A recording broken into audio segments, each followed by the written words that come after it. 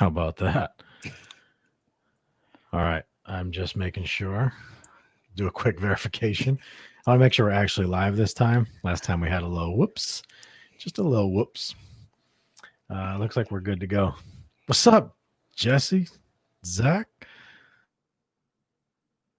What's up, man? Hi. We are live this time. I can see it. This time I actually checked for it. What's up, Zach? Great to see you back. Good to be here. So we actually got amazing feedback from last week. So it went really well, but we also got some constructive criticisms. And those were that we didn't get into the concept that we were meaning to talk about till well into the show because we were having too much fun. But I think it was an important one because I really wanted them to know who you were. And I think that episode was valuable in them knowing you, right? Because our mentors always tell us, right, if people don't know who you are, they're not going to listen to you, right? But that's still not working for me because people know me and they still don't listen to me. My family knows me; they don't listen to me at all, right? But I digress. So we're going to get into the meat and potatoes right away this time, and we'll kind of start off what we took off. But it's great to see you. How you feeling, Zach? I feel good. I told you guys earlier, I have the joy de vivre. I have the joy of life today. It's hot here. And I mean, it's like 90 degrees here. So that you guys are like, that's winter, right? Yeah. Don't even start with, it's, I like to say it's 100 in hell here. It's brutal, man. It's brutal. Justin's like, just have the kids go outside while we're doing this. I was like, why do you hate them? Yeah. Why would we send them outside? They'll never come back. It's terrible. No, it's just not safe out there. Anyway, it is August 8th. It's Saturday. We're late again because we got Zach back. And we're excited to do this episode because, again, this topic in particular is very important to us, to all of us.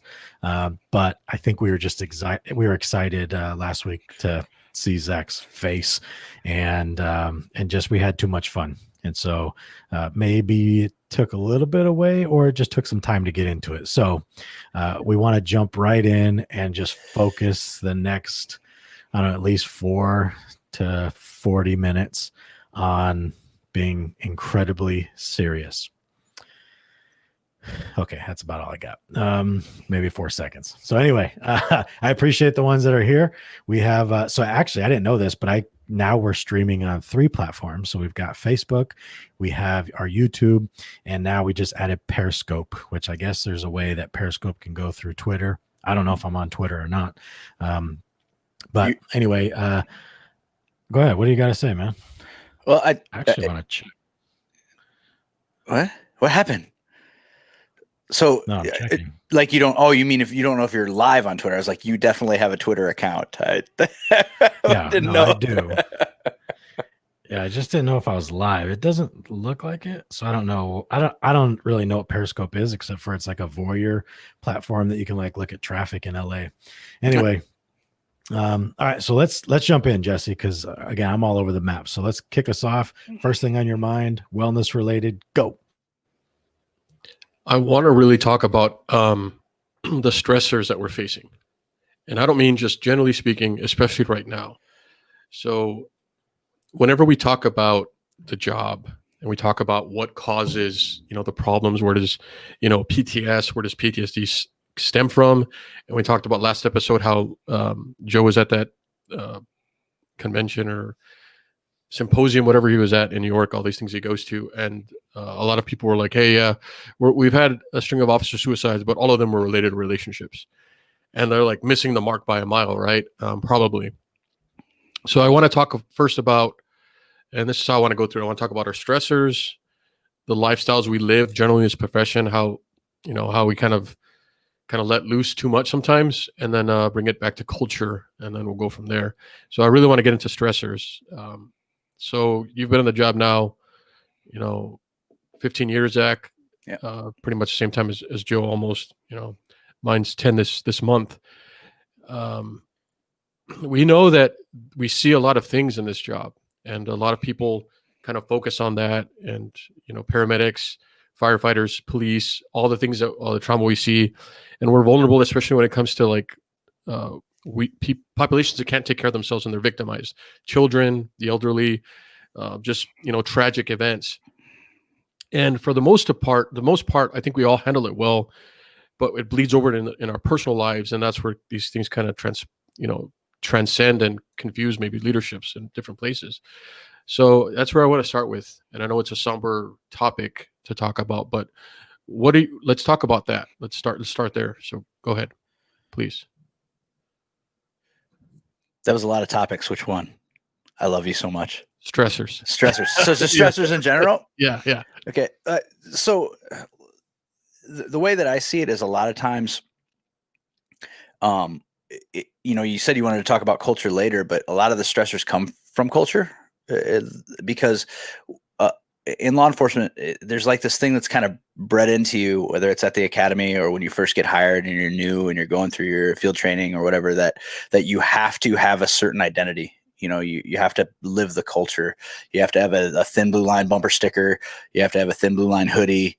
You have to go to all the cop barbecues. You have to, go to the hospital when all the cop babies are born. It's kind of this built-in forced family. And rather than allowing it to happen organically, it's just kind of expected that by joining this, it's one of the very few, and firefighting is kind of the same way. I mean, as much as, we like to joke about firefighters, but like, it's kind of the same way. You join this new job, and no other job is really like that. I mean, that it doesn't allow so many of the relationships to develop organically, right? So now you have an identity put upon you, which is kind of stressful, because now whenever you go to a family reunion, it's, hey, here's Jesse, he's a cop.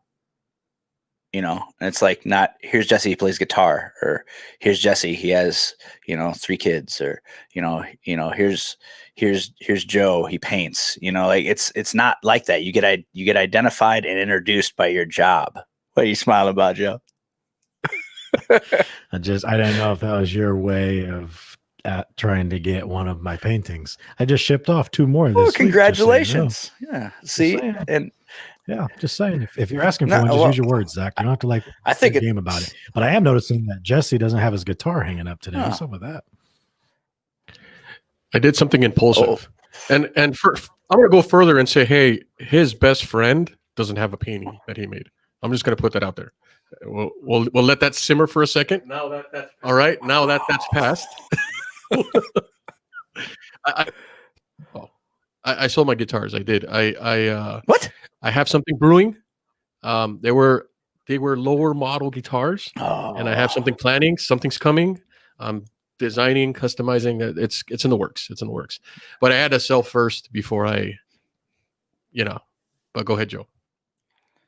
No, it's just very important for me to make this point of, I can't let what you said just go, Jesse. So the reason you don't have a painting as my best friend is because I'm going to go above and beyond for you, and I'm going to paint you. Yeah, we're going to do. I'm going to do a special painting. You're going to be clear, you're going to paint a portrait of him. You're not going to physically paint him. Yes. No, Zach, you're wrong. I'm going to paint him. Anyway, so no, it's hard. It's hard to like stay on track when Zach is here. So anyway, what's up, Mike? Hey, let us know if you're here. Sue, good friend Sue, Cavs here. Elizabeth, of course, always. Rachel, thank you. Jennifer Hilton, and good old Mike. God, he's a beautiful man. I totally agree with you. Same thing can be said for nurses. Yeah. And Rachel, you're right. It's military, it's nurses. It's a lot of the first responder type people that are what I would call these helper, saver type professions. Even, social work, a lot of social work can get sucked into this idea of, we lose the sense, we forget that, our job is just that, regardless of what you do. I don't care if it's the greatest, the best paying, it does not matter. It is a job. Everyone gets it and then they leave it, and it's a part of our life, but it's not who you are. In fact, it should never be who you become. And a lot of first responders are notorious for this idea of allowing their profession to become their identity. So anyway, I take away from what you were saying, Zach. Sorry about that. I get excited. no, you don't take away at all, because that is naturally where it was headed, right? Like it then it starts to define who we are. It defines, people in law enforcement as that is them. And, I joke a lot about, Joe stealing my lines, but he got to be on TV with them, and I just sit in my basement in front of my Millennium Falcon saying them. So there's a big difference, right? But when I'm sure that a lot of people have seen Joe's TED Talk by now, and he talks about that I'm Joe. I'm not a cop. I'm Joe that works in. I'm paraphrasing clearly because I didn't learn my lines today. But do you remember what they were? You had to memorize them. I'm Joe.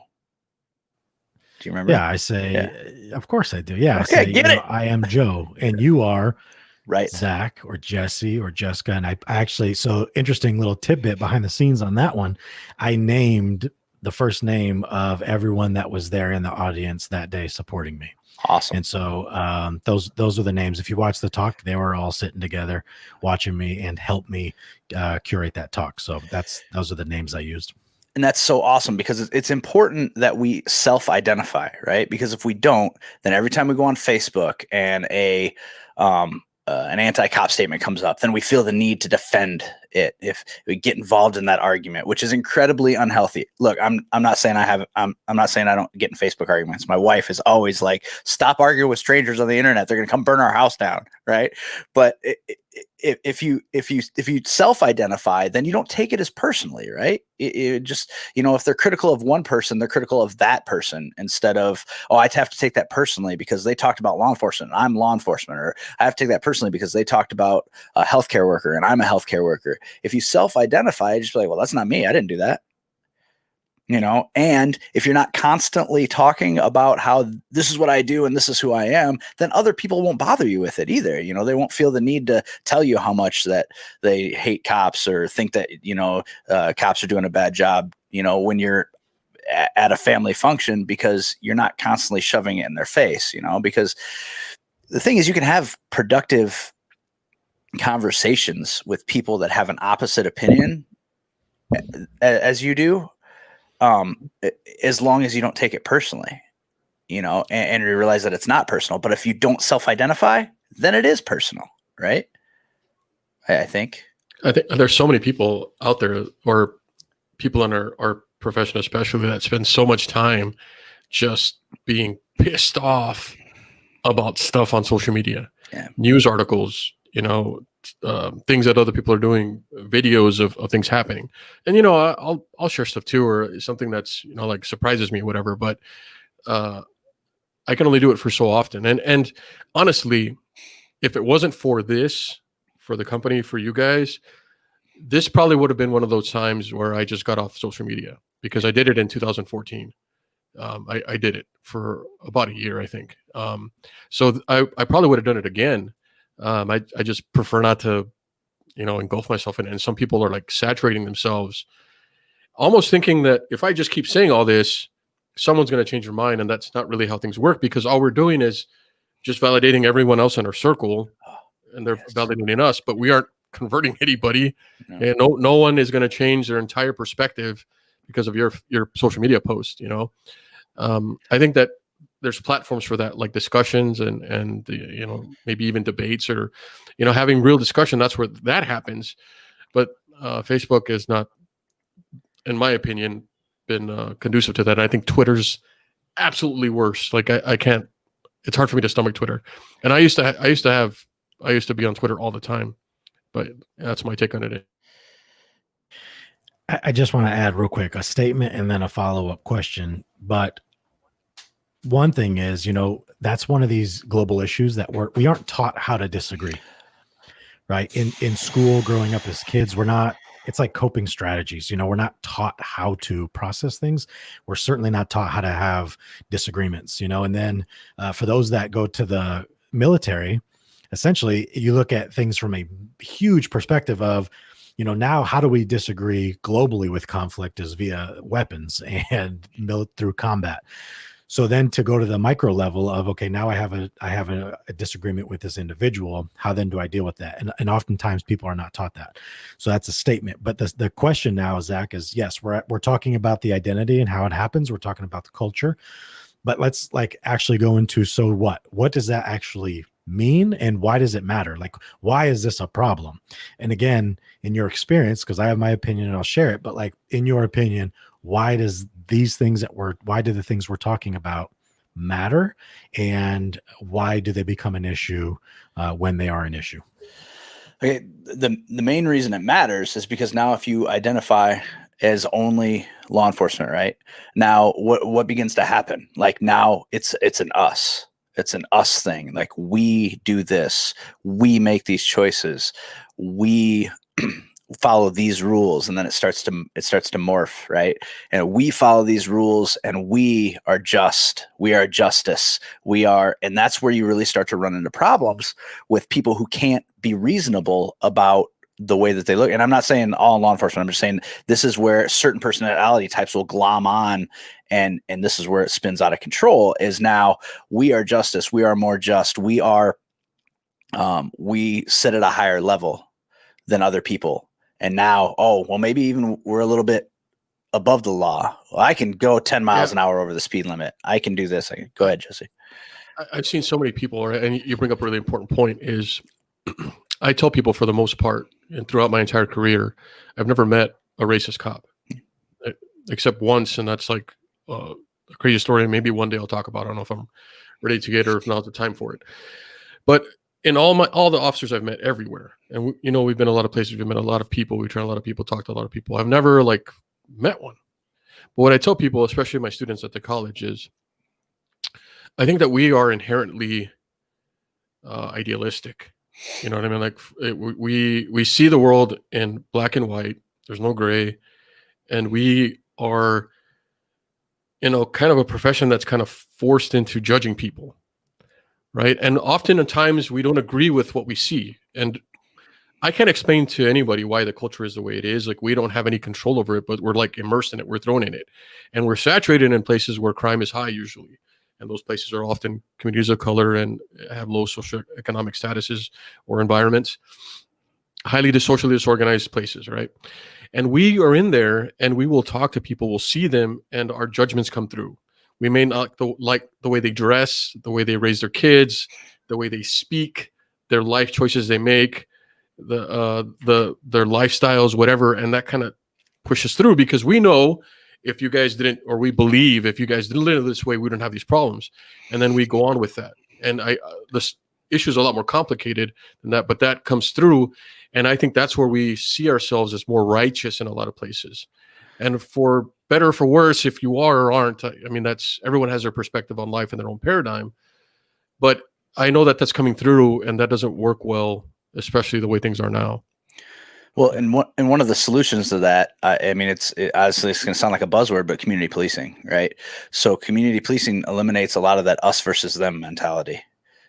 Because we're set up to do that, right down to the academy when they're teaching you that there's a cop murder around every corner, and you need to constantly be vigilant and sit with your back to the door, your face to the door and your back to the wall. And it's us versus them. And there's always somebody out to get us, which, I know I've heard you guys talk about before, and I am 100% in agreement. That is the exception to the norm.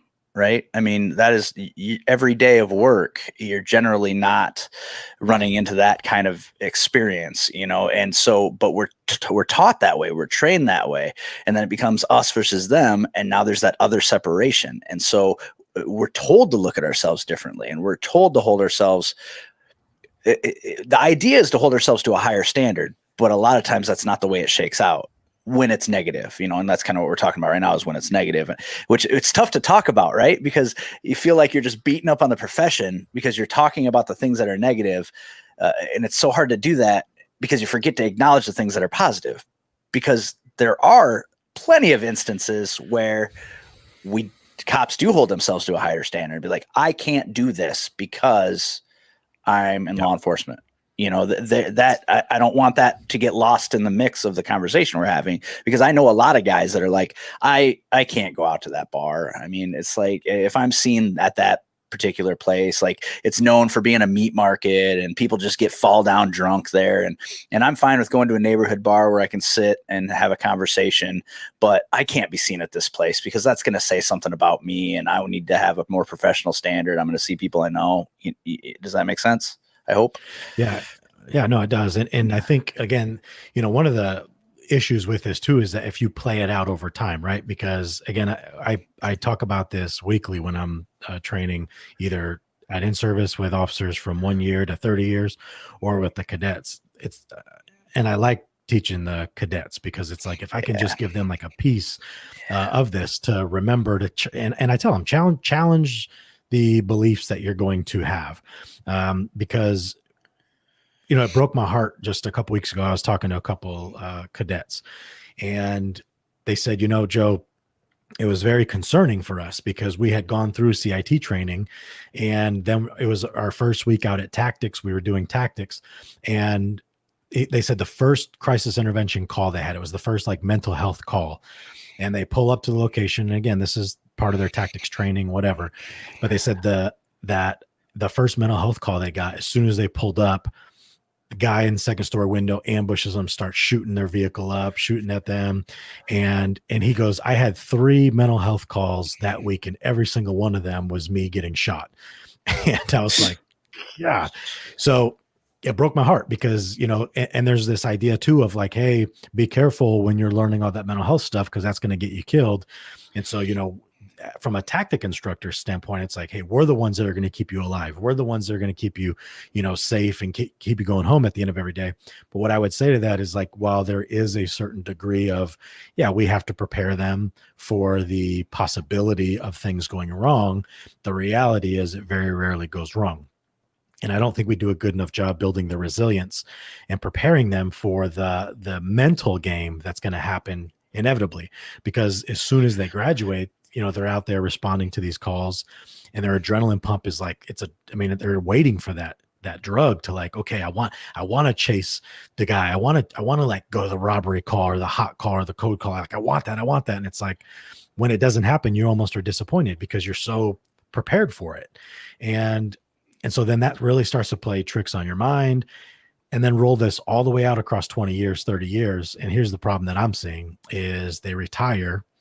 And if they never were able to understand it or see it differently, and they leave the profession, they're sitting there at home with money in the bank, a pension, and they're like absolutely miserable, thinking like, what in the hell? Like, I don't know who I am anymore. And I'm like, God, that breaks my heart. It breaks my heart because you became so attracted to this idea of your title and what you did over all these years. And it's like, no, it was just see it as a job.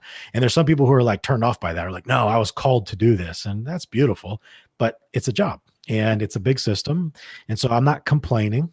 I'm just saying the reason I'm concerned is because from the mental health standpoint, I've seen how officers really fall into a deep depression or incredible anxiety because once it's over, they feel like everything's over instead of it's a new beginning. Well, and how do we prepare, when we you get these new bright-eyed baby cops, right? And then at our academy, they spend a whole day showing you videos of cops getting shot, cops getting beat up, cops getting killed, right? Where's the day? Every single class, it could be freaking report writing. And they start the video with like, I'm going to show you this, like somebody getting killed. Like, I remember that as a cadet, like every single class, no matter the subject, if it was a new instructor coming in to start their topic or their course subject, video getting killed. And like, we're talking about stressors, right? And I don't think people realize this, all the nuances that affect our mind. Like just this discussion, we're talking about from the first day at the academy, like what you're going to learn. And Joe's talking about all the way to the end of retirement. Everything is just nuanced stress. Go ahead, Zach. Sorry. No, that's fine. That's fine because that adds into it because we're not. Where's our day of showing cops, rescuing babies, or showing cops going to a community function where everybody's having fun and it's positive, and they're not showing you any of that stuff. So we complain, right, that the media only shows the negative stuff. But go sit through an academy class, right? Like, here's all the terrible things that we experience. You just wait. It's like, yeah, but. So if it is right, you're going to die. You're all of you. We're glad you're here. You're all wearing red shirts now. Welcome to the foreign planet where you will die. And that is what's going to happen. And it's ridiculous, because if it is a calling for someone, right? So it's the job itself isn't the calling, shouldn't be the calling. It should be the helping people and the success and the fulfillment Service. and all those things, the service. But they don't sell any of that stuff at the academy. They sell you the death, the destruction. You're going to be an alcoholic. You're going to go through more divorces, like all this other stuff. And they're selling all this stuff to you, not giving you any tools to protect yourself against it, and not telling you about any of the good stuff. So that's a perfect lead in, right? Because now I want to get into lifestyles. Like the lifestyles that we live in this profession, you threw a lot of them out there. And I always go back to, I'm glad for my training.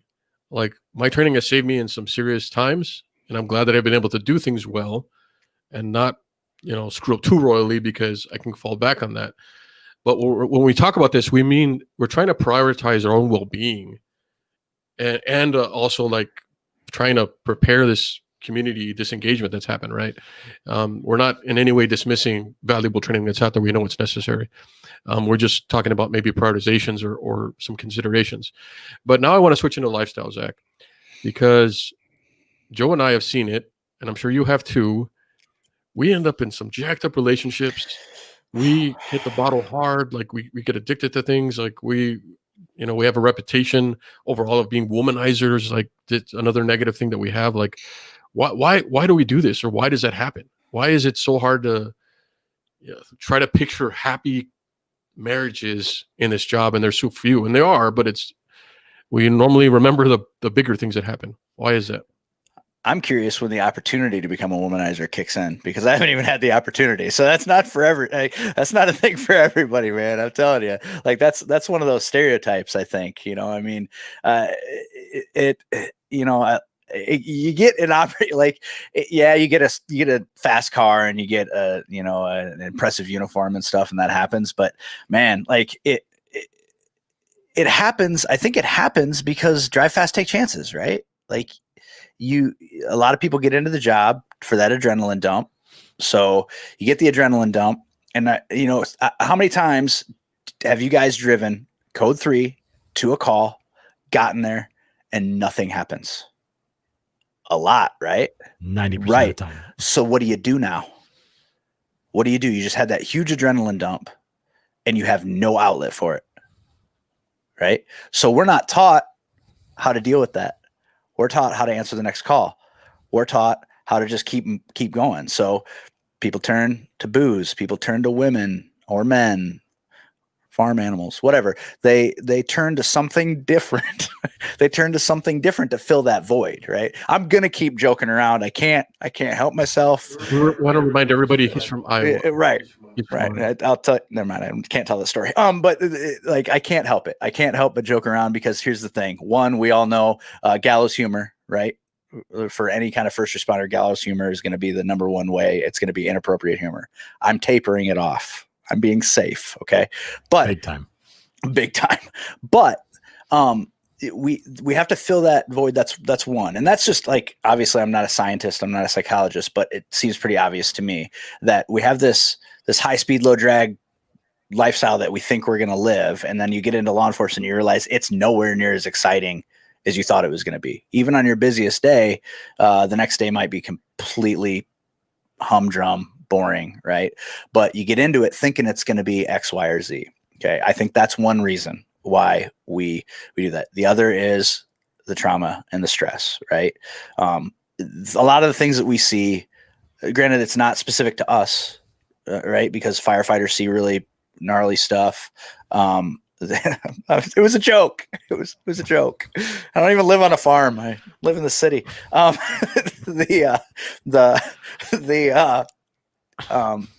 First line, anybody that's a first responder, nurses, doctors, anybody that sees gnarly trauma, right? We all have to deal with vicarious and secondary trauma, right?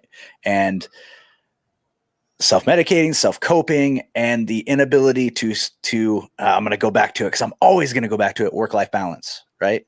So again, if we don't self-identify, we don't have a work-life balance, that the stress builds and we cope with it in stupid ways. And that's not specific just to our our line of work, but that's where we're talking about it right now, is in our line of work. So we're driving fast, having adrenaline dumps, not having all the stuff they see on TV, not kicking indoors, not arresting terrorists, not doing all this crazy stuff that you see in the movies. And then, thank you so much. Thank you so much, Mike. I was really starting to feel bad about myself for a minute. So we're not doing any of that stuff because that's not real life. That's the movies, and that's what we see, you know. And then when the stress builds up, it's like, okay, how do we deal with the stress? And in a lot of cases, not all, but a lot of cases, we have a significant other that is not in the same line of work as us, right? So you go home and you're like, well, I can't really talk about that today. Or they just they're not interested. Well, it's another thing that isn't taught, right? And I talk about this with the cadets too, of, not only do we spend 7.5 months in certain academies training them for the job, they are prepared for, again, that worst day of their life, but their family is not prepared. Their spouses aren't prepared. Their significant others have no idea who to call or what to do. And, one of the issues I've had for a long time is that it seems most of the social events or social gatherings that law enforcement agencies hold are surrounded with alcohol. And it's like we embrace this idea of, numbing out, using a substance to avoid feeling anything. And it's magnified when, like, we have a Christmas dance or our annual picnic, and it's just, you show up and just see, it's like free alcohol, free alcohol, free alcohol. And it's like, this is a terrible idea for a lot of people. And, so it's like, where are those events surrounding things that are good? Now, there are some great organizations like our buddy Trini has, Jesse, for Shields for Kids, where, he goes around and runs this nonprofit to try and get Christmas presents for kids that are less fortunate. And he gets a lot of officers to help him out. But so many of, like, the police organized social gatherings are alcohol related. And I think it's important that, because yes, like you were talking about, Zach, the reality is that while we are incredibly prepared for that worst case scenario, we're not adequately, for sure, prepared for the cumulative effects of trauma over time. And then when you don't know how to process that, you don't know what you're supposed to tell your spouse or not tell your spouse or your family, not tell them, do tell them, who do I talk to about this? What do I do? And I talk about this too, is that a lot of the brand new officers, when they come out and they get with a good FTO, the FTO's sole function is to take them to every worst case scenario, to train them, to give them exposure to it. But that young officer, typically, sometimes with no life experience, no traumatic history, is now looking at the senior officer of like, okay, they seem to be handling it well. They're laughing. They seem okay. I guess that's how I'm supposed to feel. But they go home completely messed up about it. And immediately they start having sleep disturbances and intrusive thoughts. And so now it's like, well, I don't know what I'm supposed to do about this, because my colleagues at work seem to be okay with it. I know I'm not, but I would never dare say anything. And so I challenge the FTOs when I teach them of like, hey, you've got to be willing to have uncomfortable conversations with your young officers. After you leave a traumatic call with like a decapitated child on a highway from a vehicle crash, you should tell them, hey, look, this isn't normal. Because the same thing with doctors, nurses, first responders alike, fire, EMS, we become desensitized over time, not just to trauma, but to everything. We become desensitized to feeling, to loving, to caring, to any expression of emotion. And that's where we get into trouble, because we start detaching from feeling anything. And that's where we get into a lot of danger. I can tell now we're getting into culture now, and it was brought up. But before we go there, I want to bring it back to Joe, because you give it a very good example of, or discuss, when you talk about neuroscience and how it mimics going through a traumatic event. And you usually give this talk when you're talking about like pornography addiction. Can you get into the brain or the neuroscience of what happens? Because Zach talked about it, right? We're talking about adrenaline jumping, right? We're used to going in through stressful environments. For the military, it's combat. For us, it's running code 3, getting into shooting, getting into fights, or finding out we've all been to it where officer in trouble and you're rushing to get there because you can hear him on the radio struggling. So all these things are happening. And you talk about how turning to things kind of mirror that. So if you want to bring that forward, Joe. Yeah, it's understanding dopamine and how it impacts us. the brain doesn't know the difference between like you being in one of your primitive responses of fight, flight, and freeze, right? But if you're in a combat setting, if you're in Iraq in a firefight, like Jesse and I have been, or if you're a police officer and you're running that code 3 call, or if you're having the greatest day of your life and you're genuinely happy and really good things are happening, you're getting dopamine dumps, right? And so if you look at a bar graph of dopamine, the best day you're going to ever have, you're going to hit around 100 on this scale of dopamine. Well, dopamine is incredibly addicting. And so that's why when we see a lot of troops coming back from overseas and they don't understand why they want to go back, and this was captured really well in American Sniper and some other movies. But when Chris Kyle's back home here in the States, he's like, look, I want to get back overseas. And the wife can't understand it. And she's like, we think it's like, well, the camaraderie and it's so simple over there. My only goal is really to survive and take care of my brother or sister to the right or left of me. And then we get into law enforcement. It's a lot of the similarities. Like we get so addicted to working because when I'm at work, I know I don't have to worry about bills. I don't have to worry about relationships. I don't have to worry about my kids. I don't have to worry about anything but just surviving this call and taking care of the people around me.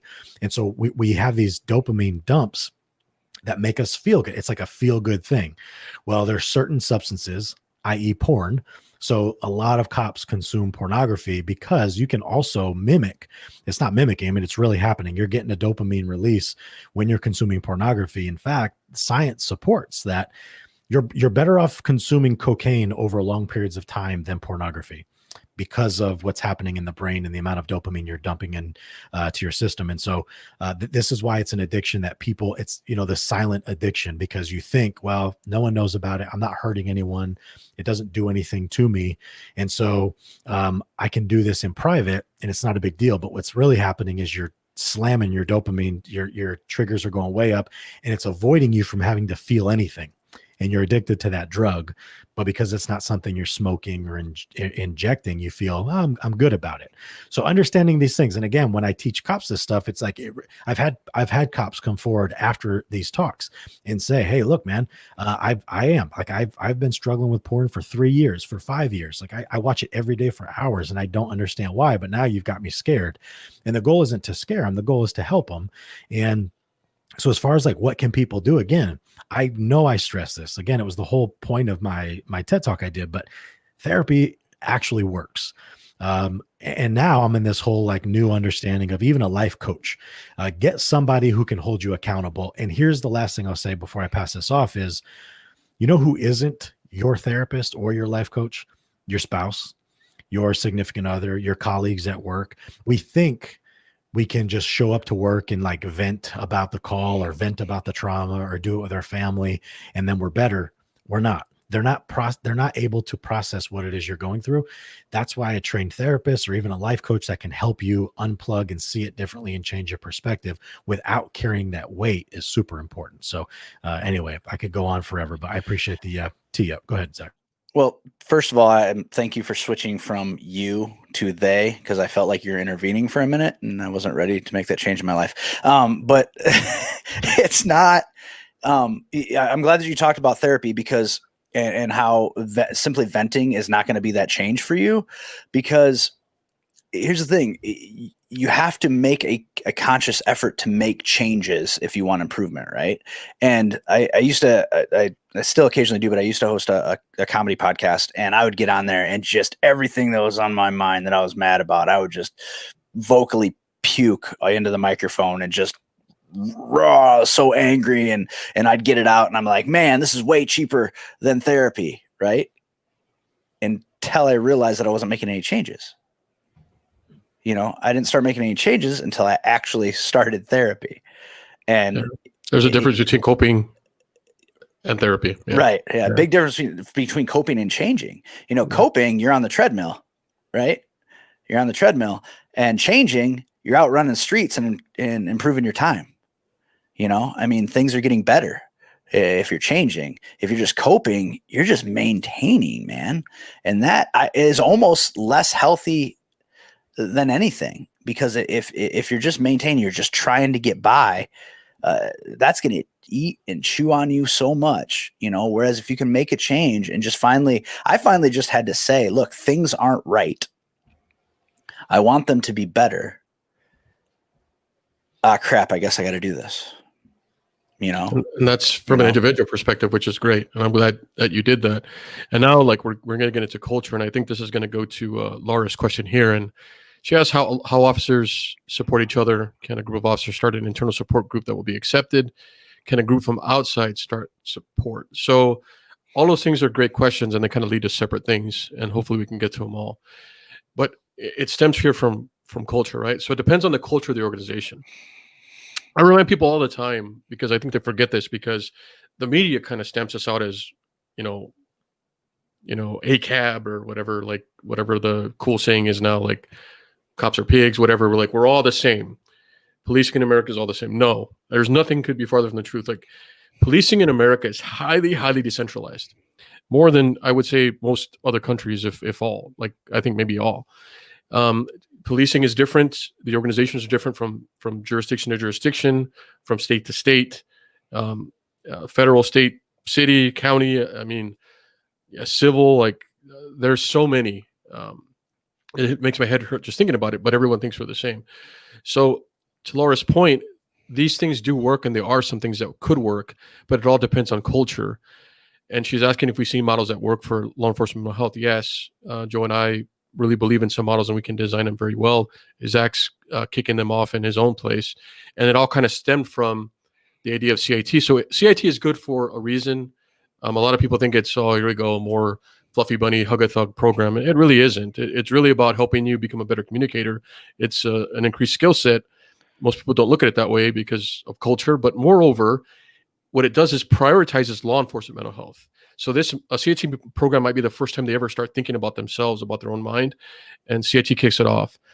So I don't necessarily want to talk about culture as a problem. I know we need to, but I also want to get into what can we do to make the culture better. I guess that's what I'm asking, because we know what the culture is. We'll get into a little bit of that, but Joe and Zach, you first.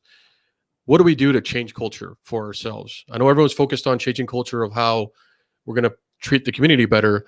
How do we treat ourselves better?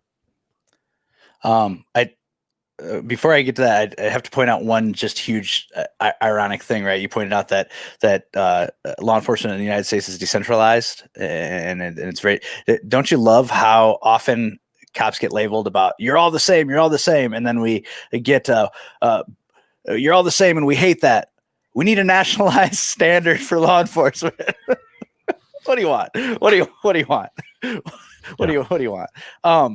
So is your question intrinsically like what Joe needs to do about his culture and you need to do about yours and I need to do about mine, or about the culture as a whole that we need to change? As a whole, organizationally. Okay. Historically, we know what police organizations are, what are the problems with this classical style organization, and how do we make it better for law enforcement? I think one, and this is so simple, it's painful, but as a society, we're bad at it. We need to listen. Okay. We need to listen way better. We need to listen to our communities. We need to listen to outside. And I don't mean like just cater to and do, but we need to listen and process, right? Like the three of us very clearly know there's a difference between hearing and listening. And if we're listening, we're actually processing what people are telling us. So if 8 million people tell us something's wrong, maybe something's wrong. We need to listen, and we don't have to 100% agree with them, but we need to be able to look and go, okay, you're right about A, B, and C. You can F right off with D and E because that's unreasonable. The 8 can't wait's a perfect example, right? Some of those, and you know what I'm talking about, the meme of 8 can't wait. Some of that stuff's really good. Some of it is absolute garbage. Right? It's not safe for anybody. It's not safe for the people who are going there to help. It's not safe for us. It's not safe for the criminals, which, believe it or not, we kind of would like to keep them safe. I always joke, I work in the jail right now, and I'm like, man, I'll tell somebody I have exactly 2 jobs. 1, not to let you escape, and 2, to keep you safe. Anything else than that is a bonus, right? So our goal is to keep everybody safe, including the people that we're arresting or detaining, right? So we have to be able to listen. That's the number one most important thing. And then we have to be more inclusive. Okay. Because it circles back to the point that I made last week about neighbors, which I straight up stole from Patrick Skinner. And so I don't want to take credit for it, but if we're more inclusive, we start to see people as we humanize, right? We start to see people as people. And if we're more inclusive, if we have more minorities and look, it goes without saying everybody needs to be qualified. Okay, so we're not just going to hire people just to fill a hole or a quota, but we need more minorities, more females, more. I mean, we need to be more inclusive so that we can understand and branch out, basically. And I agree with all that, but I think what I'm looking for, what I really want to get to is, if I am struggling, I'm one of your officers, Mhm. right? I believe that I could come to you, Zach, and you would get it. Does everyone in your position well, I don't want to ask this question. Let's think about all departments across, right? Not everyone is a leader like you. So if you have a culture for your unit that if they had a problem, they were struggling and they were thinking, I have a problem with booze, or, hey, I'm eating the gun, or like I can't sleep at night. I'm about to go through a divorce, whatever. Like, my two girlfriends found out about each other. Like, I'm down in the dumps. The kind of crap that we have to deal with, that we see, like we hear other officers deal with. They can come to you. Do you think that that's representative of all culture across law enforcement, where that's a safe space to say, It's like, not. I'm struggling? No, it's not. And honestly, in order to form a stronger link just with society as a whole, it's not true. It's not safe to ask people for help. I know we want to set ourselves aside and say the stigma is especially strong in law enforcement, but look, it's a societal problem, right? And the only way, I stand by the answer I gave before, the only way that you can really deal with that is by being more inclusive, because if you have more types of people with more backgrounds, and therefore multiple traumas and multiple life experiences, it's easier for people to find people that they can go, I feel safe talking to this person about it. And if we're open, I mean, I don't want to walk into a room and be like, I take Wellbutrin, but like, if we're more open, then people will go, hey, Jesse, I know that you had kind of just offhandedly mentioned the other day that you take something for anxiety and depression. Like, how's it make you feel? As opposed to just walking up to somebody and being like, I have anxiety and depression. And, do you think I should be on medication? Someone who isn't, and like, if you have a more inclusive and more, Zach, it works. You're absolutely right. And I'll tell you this before I switch to Joe, because I think Joe has a lot to add here. I've had a supervisor reach out and say, hey, I heard you take A, B, and C. Tell me about it. And I did. And then I recommended him where to go. And he's like, hey, I'm trying this and that. And that does work. That absolutely works. Exactly how you said. Yeah. Joe, what are your thoughts? Well, while I agree with you and I'm listening, it also is like, it makes me sad though, because that's too small of a scale to like, yes, we need champions internally. Yes, we need people willing to be authentic and vulnerable, but how can we actually like create massive change? Which I think, it all starts with the whole one bite at a time and one step and one day and all this stuff. But, I agree with Zach's point. This is something that is a cultural issue. Law enforcement's just a piece of that. But this is why I'm so passionate about like looking at even just the public education system in our country and what are we actually teaching our kids, because we don't teach kids how to fail, how to listen, how to empathize. Essentially, we're not taught how to human. And we have these like, they're so unrealistic, the expectations that people have just because you reach this arbitrary age of 18 or 21 and suddenly you're an adult and now you can vote. And so then with that comes the expectation that you have it all together. But if we were to actually take the time and peel back and look at that person's life, how realistic is that expectation? It's zero oftentimes, because of a history of trauma or a completely unstable home with, just a mess. Right. And so, to Zach's other point too, even internally, when you talk about culture of community policing, I think that is a buzzword. I think because of certain departments that want to fall under accreditation and all that. But what does that actually mean? Even that, one agency has this idea of community policing, another state and another city, even hell, the same state, but a different city is like, no, this is how we community police. But like, where are there's guidelines, there's people out there that create these toolboxes, and the BJA and the DOJ puts out all these things, but how is it that we can be so like just different from one place to another place? Because last I checked, the job is absolutely universal in the sense that we're all dealing with people. We're all making relatively the same calls, yet everything about it is different. And so for me, I would say education reform is huge, but also training academy reform, because if we were to embrace this idea a lot sooner, now, would you have to probably look at changing 50 to 75% of your training academy staff if this was something that was going to happen? Possibly, because the ones that are in there now are in there for a reason oftentimes, and they feel like they belong there. And again, they want to like teach these young guys and girls about the fears of the job and what they need to worry about and survive. But it's like, no, we have to get people in there that think like we do, that talk like we do, that process and say, hey, look, we were the same way. We thought like those guys did and those girls did. But here's the reality. After 10 years, after 15 years, we kind of realized that, you know what, I'm in therapy and it's needed. I take medications when I need to because it helps me out. I've made a mess of my life because I've made poor choices. And I want to help you not do those things, is really what it comes down to. And so having those people with lived experiences, it's like the NAMI model, right? National Alliance on Mental Illness. They don't do it by accident. And so using things that we know, we don't have to reinvent the wheel. And then to Mike's point here on how cultural competency, again, this is a big piece of it too, is we don't do a good enough job. And this is something that I'm super excited about to kind of like dangle that carrot. But Jesse and I, through Solution Point Plus, are working very closely with a neuroscience company, a behavioral neuroscience company that is looking at how can we use this incredible technology to do a better job of vetting internally within law enforcement to actually find out who these cops are that we're putting into our often oppressed and marginalized communities. Because is there a way that we can say, no, you don't belong in that community because your drivers are way too discombobulated, and we're worried that putting you in this certain community is going to create a risk.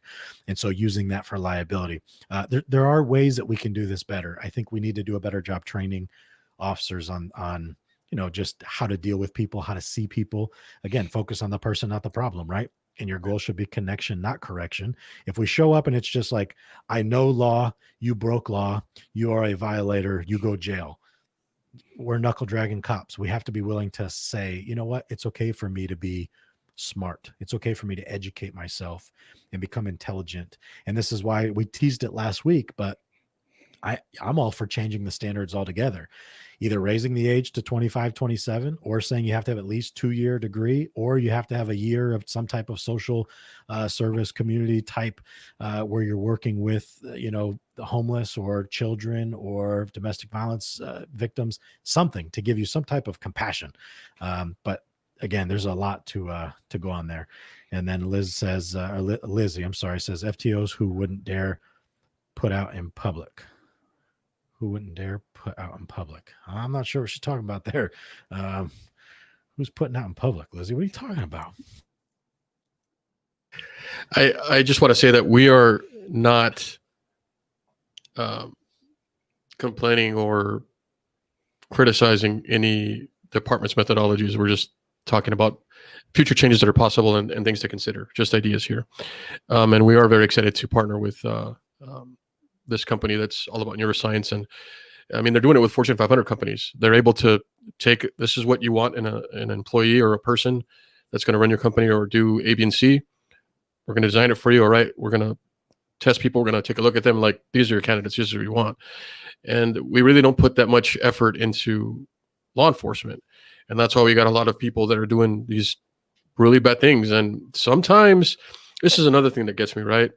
A lot of the lifestyle stuff, a lot of officers will just go through life seeing it. Like, I know that person's doing A, B, and C, or like, yeah, they show up to work drunk, or like, yeah, I knew it was going to happen. And they end up on the news. Like, the department's been tarnished, their careers ruined, their lives ruined, their families ruined. And someone will be like, I knew that all along.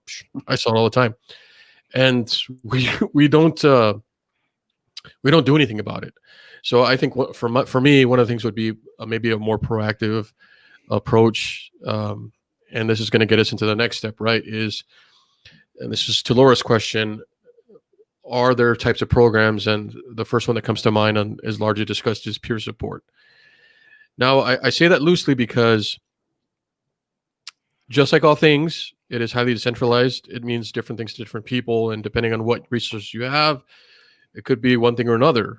And what I caution is a lot of peer support programs try to do it all, and they try to handle all things, and that's kind of an unrealistic expectation. We can get into some problems there, but let's talk about the utility of peer support, what it looks like, why it's helpful, what it isn't, why it can be problematic, if at all. And we'll start heading that direction, talking about programs. What can departments do? What can you do right now to help with this? Go ahead, Zach. So I run our peer support team, and what I tell all of everybody on the team is we're a resource, right? We're not problem solvers. We're a resource, and we're that first step of how much easier is it, back to our point earlier, to go to someone who may have had the same problem as you. How much more disarming is it to go, well, I'm not alone, because I heard, Joe Blow talking about, that when he used to drink too much, or, I heard Zach talk about seeing his therapist, and he just talks about it in conversation, and they see if you're comfortable, and there's no stigma, and it's not a big deal, and you're not like, look at me, I go to therapy, you're not making a big deal out of it. So it makes it so much more easier to approach, because you have people there. It's so much you not only destigmatize it, but you make it like it's an everyday thing. So you have all of these different people. We're a fairly small agency. I mean, I guess you'd call us medium sized, because there's agencies of 2 people, but we've got I think we're at like 40 or 45 sworn deputies now, and then the civilian detention officers. So we try to make sure that we have representation from civilian detention officers, dispatchers, sworn staff. We kind of got slapped on the hand for having supervisors on the team, because there's a lot of paranoia when it comes to peer support and confidentiality and stuff. So I'm the only supervisor on the team, and we do lateral contacts, right? So like if we have to go out and contact somebody, I don't contact down, I contact across. Now anybody can come to me, right? And so that's the openness of it. Like, you make it everyone approachable. So anyone can come to me that feels comfortable coming to me, but I don't put someone else in an uncomfortable situation by going to them, right? So that's what I'm getting at, Yeah. right? Especially when we talk about culture, because that's very entangled, and it Yeah. starts like people like, oh, what about policy, and what about liability, and we get so focused on all the things and not taking care of that person. Yep. Right. So that's really what I get into. So if you can touch more on that, and I know Joe's going to have a whole world to say about it too. So I'll let you. So the first thing when people ask about liability, right? They ask about liability, and they're like, what if something bad happens? What if you don't act enough? What if you don't get the right person, the right program, or the right help? And the way I explain that, I oversimplify it, but it's like, look, that's our job day to day. What if we go to a call and we handle it wrong? What if we go to a call of a suicidal person, and we get there and we talk to them? They're like, no, man, I don't have a plan. And do you have any weapons? No, I don't have any guns or anything. Have you ever had a suicide attempt before? No, absolutely not. Like, I was just really upset. We've been dating for a long time, and we just broke up, and I know I shouldn't have said it. And they say all the things that they need to say to not have them be an issue or concern. And then you leave, and 2 days later they kill themselves. And that's a call, right? You did all the things that you could do. You did all the right things. You offered services. You offered an ear. You offered a shoulder. You offer all that stuff on a call. Same thing can happen. I tell everybody on the team, same thing can happen. That's why we're not the problem solvers, right? We can only offer the services. We can only point people in the right direction. I mean, obviously, if it's a same criteria, as you have for an involuntary committal, if someone is an inherent or immediate danger to themselves or others, they have drastic mental decompensation, yada, yada, yada, all the stuff we know about, right? Then we have, we have a duty to act. But if we miss something, we've provided employee assistance program. We've given them numbers of people to call. We've offered to drive them places. We've offered to help them, and it doesn't work, then it didn't work. We're not the problem solvers. So I tell them there's no more liability with this other than emotionally than there is with any call that we go on. We have a job that we have to make life and death decisions every single day. in some way, shape, or form, whether it's, making sure somebody in the intake area of the jail rolls over on their side so they don't throw up on themselves, or whether it's, going to a call where someone's actively suicidal and you need to make sure they get to the hospital, or whether you're doing CPR on somebody. That's just the nature of the job. So this isn't different other than emotionally, because we know the people that we're working with. And we have to remember, do not try to solve the problem yourself, because you are not qualified to solve that problem. You are qualified to point them in the direction of the services, and to be there to listen. And if they tell you that they need help, to be able to say, I'll help you get help. You're not the problem solver. So that's how we deal with it, if that makes sense. Yeah, no, it does. And I think, the most important thing is that we can create any excuse we want to prevent us from acting, but we have to just remember that regardless of this profession and the authority and responsibility and power that we have, we're just people. Yes. Right. We're just people who are allowed to have problems, and, Yes. you're allowed to have a bad day or a bad week or a bad month, and it just is okay. It's a leadership issue. Right. And so again, this is why it's important that, but to Lizzie's question of, do unions fully embrace this? Again, some yes, some no. There are some that are like, absolutely, we advocate for this. Some unions are all about it. Some unions are like, no. And I've heard it in places around this country from leadership, high level leadership, say things like, if I ever find out that I have an officer who's not mentally tough enough to do this job, then I don't want them in my uniform. And so that's a real issue, right? And so we have to be mindful of, it is different everywhere, because we're dealing with people, and people are imperfect. And so this is why it's like when cadets ask me the question of like, hey, what's the best place to work? And I'm like, you don't need to worry about the location. The geographical location of where you work in the city shouldn't matter to you. What should matter to you is, where are the best supervisors? Because that's what's important. It's not about going to the most exciting part where there's the most crime.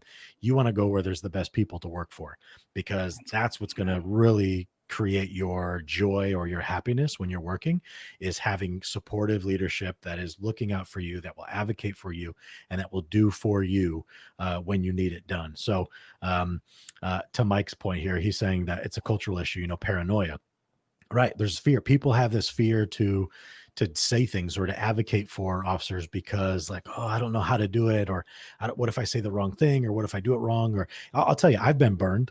I've advocated for officers numerous times. They've looked in my face and told me, thank you so much. You saved my life. You saved my marriage. Thank you, thank you, thank you. And they're completely lying to me. And they're doing the same thing that they were doing before. And then they get caught and they get fired. Look, I used to take that personal, because I'm human. And I'm like, no, man, like, Jesus, I'm trying to help you.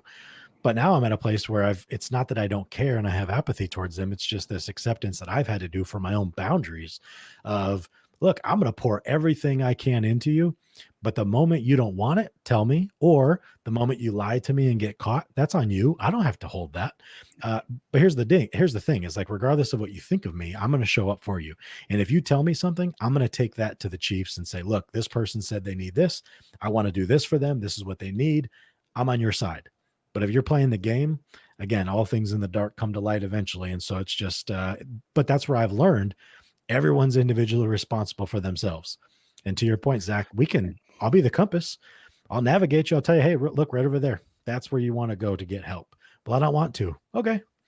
Like, I'm not going to make you do anything, here at the end of the day, you have to want to be well. And if you don't, or if you're not ready to, then there's almost nothing that anyone else can do for you. And so we also just have to keep everything in perspective. So anyway, Jesse, we're right over an hour here.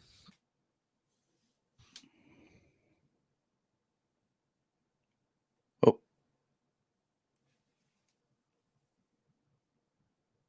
you guys have audio?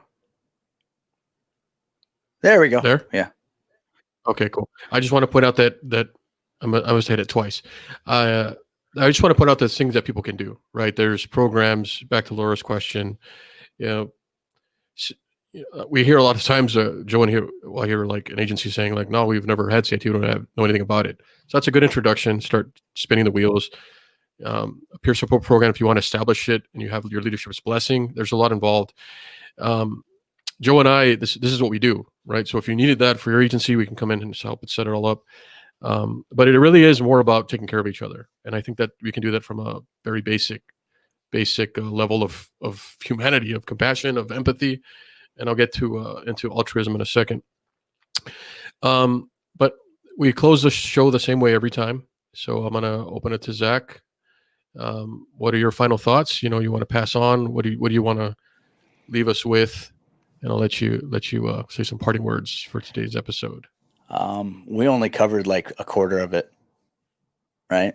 I mean, we haven't even when we buckled down and got a little bit serious today and didn't goof around as much as we did last week, we have only like scratched the surface of what it means to change culture, to promote officer wellness, which is a way to change culture, and how to support your peers and how to self-identify. Like it's crazy to me that we need so much help, and that in most cases, culturally, we're so unwilling to accept it. So the reason for me that peer support is such a big deal isn't the idea of helping people. It's about the idea of changing the culture. So if you have a brand new baby peer support program, the best way to let it foster and grow is to introduce it and wait for people to come to you.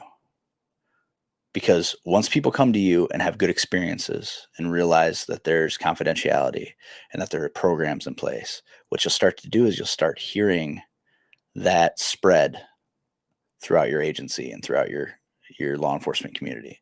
And then pretty soon there'll be people coming to talk to you that you would have never thought were going to come talk to you. And then once you've established that strong legitimacy, then you start going out on calls to people you hear about something. So you go to their house or you meet them in a parking lot or for coffee or whatever. And then that starts to work. And then there's a culture change. I mean, instead of people only using gallows humor and only venting, they start talking about the problems and start trying to solve the problems. I think our peer support team is probably about a third of the way there. We've got people coming to us, and it's great because that means they trust us. We go to some people want to talk to us, some people don't, but it went from absolutely no trust, all suspicion. Everybody was afraid and suspicious and didn't want to, because they thought the administration would hear about it and they'd use it against them and that they could lose their job because they saw a therapist. And now we've educated people and started to build a trust. Now the culture is starting to change. And I don't give our agency enough credit. It's a very progressive agency. My sheriff has given me so many opportunities to help change the culture. It's if you can find a foothold and find allies in your agency that want to see the same positive changes happen, that's where you need to start, because people need to start talking, listening, and then changing. Thanks, Zach. We covered a lot, and your sheriff is pretty awesome. So tell him thank you from us. We talked a lot about culture. There was a lot to dive into, and there's so many things that we can get into when we talk about it. And we've only scratched the surface, really. But I want to talk about things that we can do. So Joe mentioned something earlier about a particular person, and that was Trinidad. Really good dude, very altruistic. And it reminded me of a talk I just saw Simon Sinek do, and he posted it. And it's actually a talk he's often given, but this one was a little bit more detailed.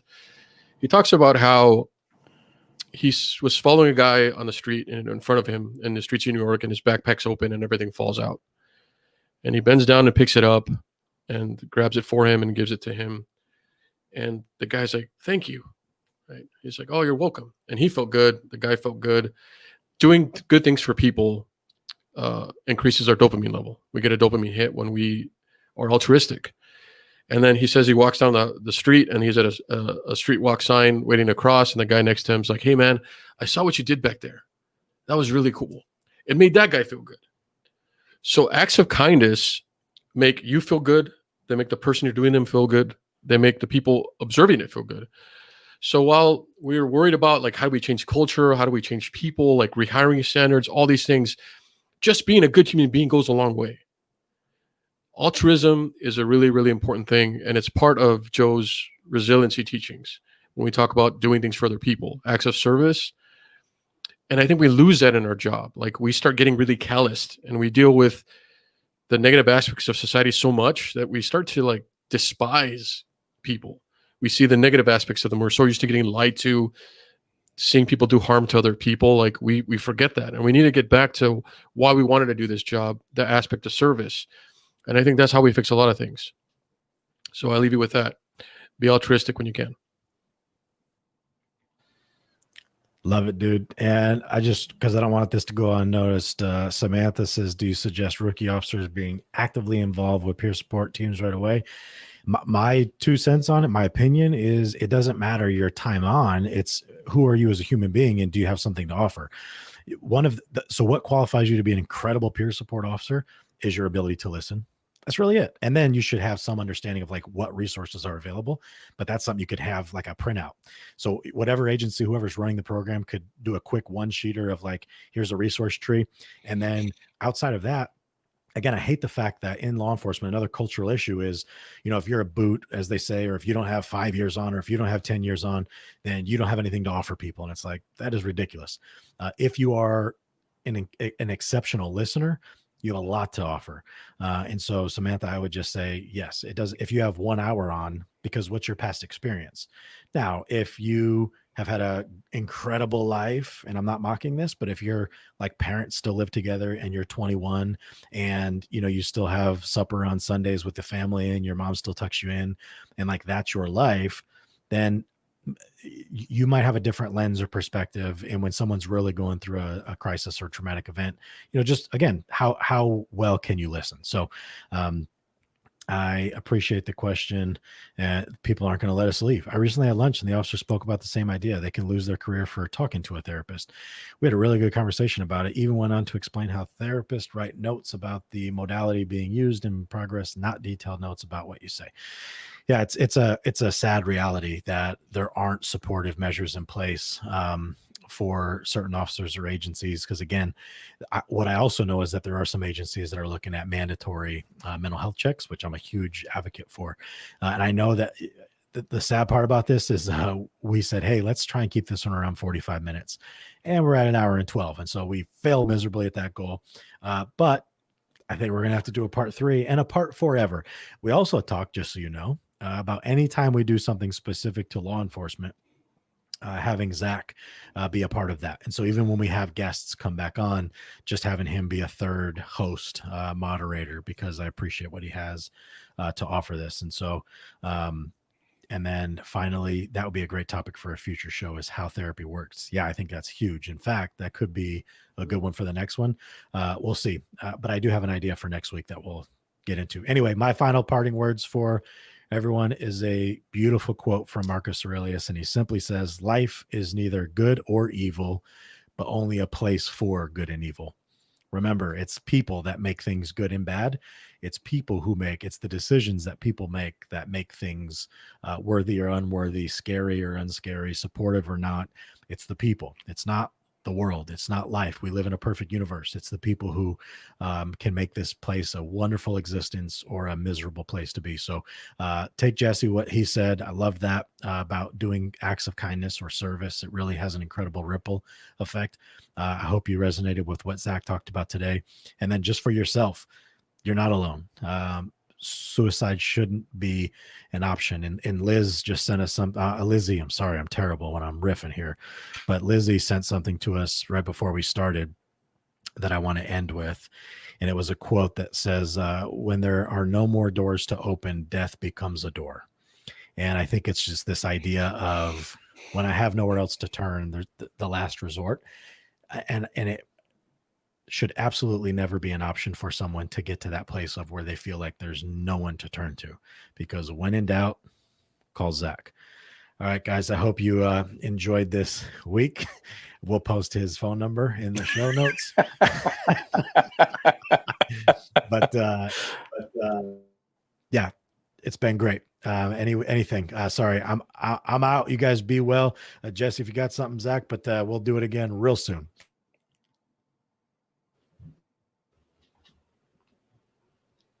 Thanks, Nate. You guys take care.